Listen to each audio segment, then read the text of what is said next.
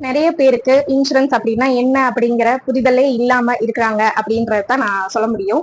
எனக்கு வந்த எல்லா என்கொயரிஸ்லயும் அபவ் 50க்கு மேல அவங்க கேட்கக்கூடிய கேள்வி என்னன்னா, 1 கோடி ரூபாய்க்கான இன்சூரன்ஸ் எங்களுக்கு கொடுக்க முடியுமா அப்படின்ற கேள்விதான் நிறைய பேர் கேட்டாங்க.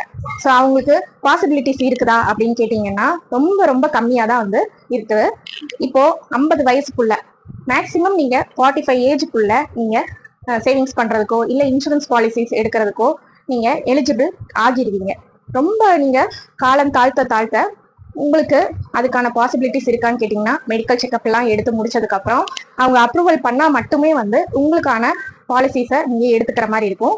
இல்ல இன்கேஸ் ரிஜெக்டட் அப்படின்னு வந்துச்சு அப்படின்னா உங்களால எடுக்க முடியாது. அதனாலதான் நாங்க நீங்க எவ்வளோ ஏர்லியரா நீங்க எடுக்க முடியுமோ அவ்வளோ சீக்கிரமா நீங்க உங்களுடைய 18 வயசுல இருந்தோ இல்ல 20 வயசுல இருந்தோ நீங்க எடுத்துக்கலாம் அப்படிங்கிறத நாங்க உங்களுக்கு வலியுறுத்திட்டே இருக்கிறோம்.